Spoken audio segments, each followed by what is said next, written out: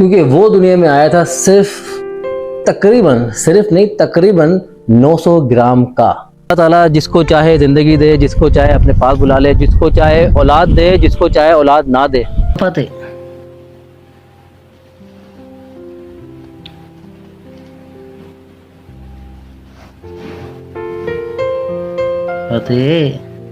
एक साल के बाद फिर से हमें झटका लगाया। तो भाई छोटी सी रिक्वेस्ट है कि मेरी इस वीडियो को आखिर तक देखिएगा लाजमी, और कमेंट में लाजमी बताइएगा कि आपको मेरी वीडियो कैसे लगी, मेरा फातह कैसे लगा और ये हमारी जर्नी कैसे लगी। तो वीडियो एंड तक देखें, लाइक करें, शेयर करें, सब्सक्राइब करें।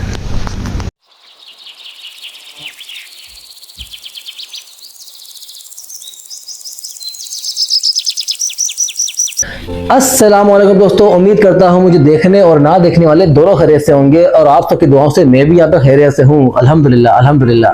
तो भाई आज का व्लॉग शुरू करते हैं हम लोग अल्लाह पाक का नाम लेके, और मेरे व्लॉग को प्लीज़ आज दिल से देखिएगा, दिमाग से नहीं, ठीक है जी। क्योंकि मैं दिमाग की बात इसलिए कर रहा हूँ, दिल की क्योंकि मैं इसलिए बोल रहा हूँ कि मेरे व्लॉग को दिल से देखिएगा, क्योंकि आज मैं बात करने वाला हूँ अपने बेटे के बारे में। क्योंकि वो दुनिया में आया था सिर्फ नहीं तकरीबन 900 ग्राम का।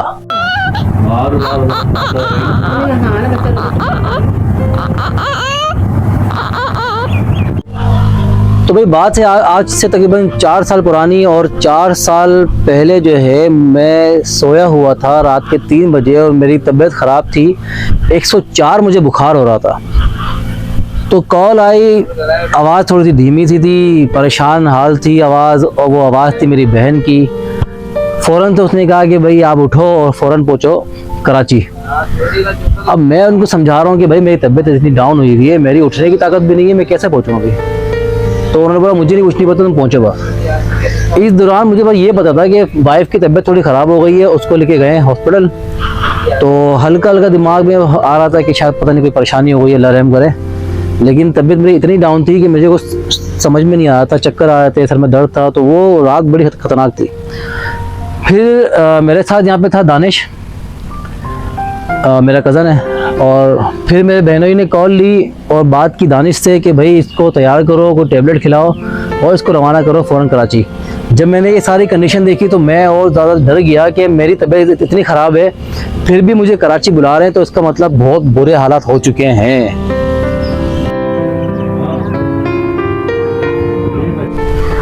तो मैंने फ़ौरन से भाई टैबलेट, हाई पावर की टैबलेट जो होती है ना, मैंने वो खाई बुखार को उतारने के लिए। और रात 3 बजे मुझे कॉल आई थी, मैं 6 बजे यहाँ से निकल गया और मैं पहुँचा तो डायरेक्ट हॉस्पिटल में।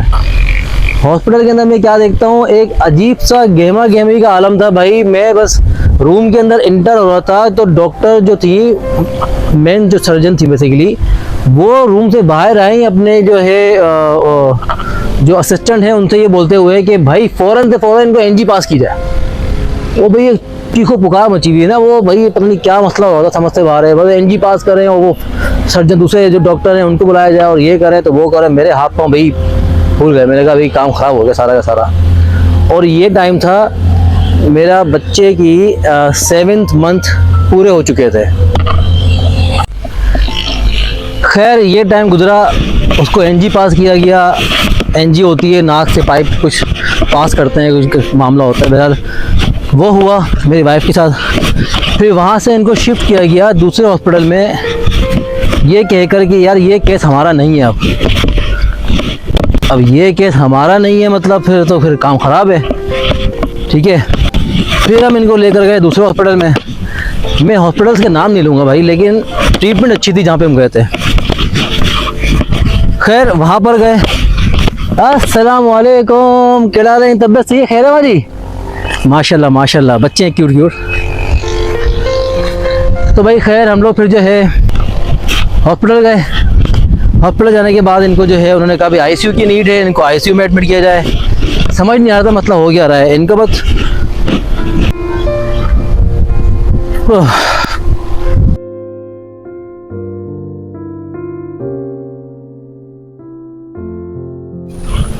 और हाँ भाई एक बात तो बताना भूल गया आपको, हर कहानी के अंदर एक हीरो होता है लाजमी, और मेरी कहानी के अंदर जो हीरो है ना वो असल में मेरी बहन और मेरे बहनोई हैं।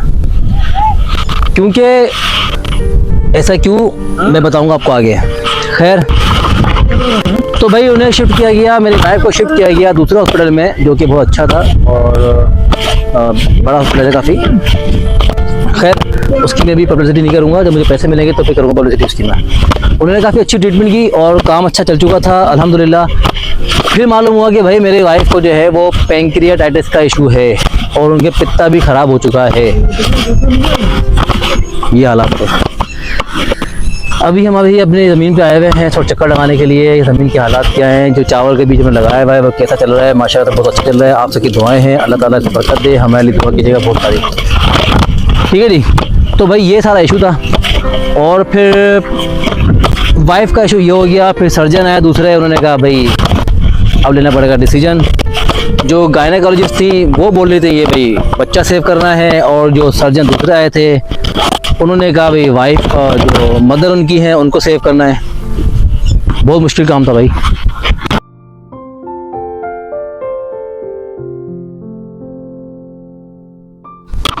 खैर वो एक अलग बहस है, वाइफ का पैंक्रियास का इशू है वो अलग बहस है। लेकिन भाई कहने का मकसद ये है कि अल्लाह पाक के हुक्म से अल्लाह पाक ने बड़ा करम किया। मुझे अभी अच्छे से याद है, मुझे तकरीबन आज से 4 साल पहले ईद का 3rd डे था और हम वाइफ को जो है घर ले गए थे 16 दिन आईसीयू में रखने के बाद।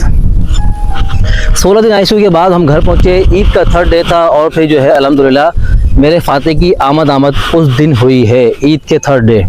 तो भाई वहाँ पहुँचे और अल्हम्दुलिल्लाह हमारा जो है अल्लाह पाक ने मेरे बेटा नवाजा, जो कि सिर्फ़ और सिर्फ 7 महीने का था और उसका वज़न था 900 ग्राम। 900 ग्राम समझते हैं आप? माचिस की डिब्बिया में रखना पड़ता है बच्चे को, ऐसे छोटे से बच्चे को। हाँ, फिर यहाँ से शुरुआत होती है हमारे हीरोज़ की, और वो हीरोज़ कौन है मैं आपको बता चुका हूँ भाई, मेरी बहन और मेरे बहनोई। वो मैं क्यों बोल रहा हूँ बताता हूँ मैं आपको।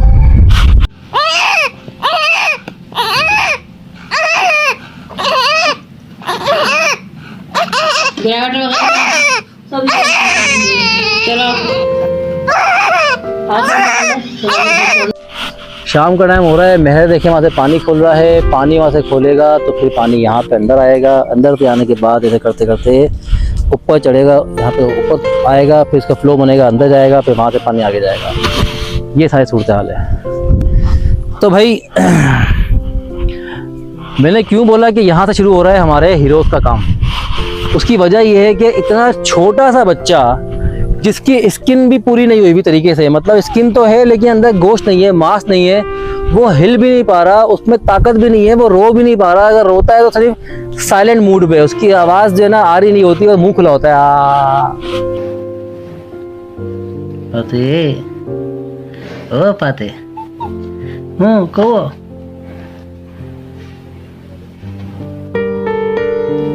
ऐसे करके, ठीक है जी। तो ऐसे बच्चे को संभाले कौन? कोई भी नहीं था, मेरी वालदा थी नहीं उस वक्त, ठीक है, वो संभालती वो, जबकि मेरी वालदा गायनेकोलॉजिस्ट थी, अगर चाहती थी वो अपना होती तो वो संभालती खैर थे, लेकिन फिलहाल वो नहीं थी। ख़ानदान में कोई भी इसको संभालने को तैयार नहीं था कि यार इतना छोटा बच्चा हम कैसे संभालेंगे, किस तरह करेंगे, क्या करेंगे। फिर हमारे हीरोज़ की एंट्री होती है जो कि हमारे साथ हमेशा से है, अल्लाह उनको सलामत रखे हमेशा अपनी फैमिली के साथ, हम सबके साथ, मेरे साथ भी भाई, मेरे साथ भी। तो उनकी एंट्री होती है, उन्होंने कहा हम संभालेंगे, ठीक है। एक तरफ मेरी वाइफ, उसको पैंक्रियास का इशू था, वो तो बिल्कुल बिस्तर पे थी, बेड के ऊपर थी, बस उसको आराम करना था। दूसरी तरफ मेरे अल्लाह ताला उनको सेहत तंदुरुस्ती दे, हमें सलामत रखे उनको, उन्होंने रात भर जाग कर मेरे बच्चे की सेवा की। मैं वहाँ से निकल के यहाँ पे आ चुका था बदीन में, क्योंकि मेरा काम देखें आपके सामने, ये सारे काम होते हैं, चीज़ें होती हैं ऐसी जो कि मुझे यहाँ पे टाइम देना पड़ता है। मैं फिर यहाँ पर आ गया था। उसके बाद मेरे बहन ने उठ के रातों में सिरिंज से, लोगों के बच्चे जो है फीडर से दूध पी रहे होते हैं, मेरे बच्चे ने सिरिंज के ज़रिए, इंजेक्शन होता है ना, इंजेक्शन है सॉरी सिरिंज होता है समय, वो सिरिंज के ज़रिए एक एक ड्रॉप को पिलाती थी उनको, और वो देखती थी कि ये ड्रॉप गले से उतर गया नीचे, फिर वो एक ड्रॉप पिलाती थी, फिर देखती थी, फिर जल्दी करो उसको, फिर भूख खत्म हो जाएगी। फिर ड्रॉप आती देखती थी, टिश्यू से, कॉटन से उसको सफाई करती थी, क्योंकि यार बिल्कुल मतलब आप वीडियोस देखें उसकी भाई। You cannot suckle properly, इसमें ताकत ही नहीं है।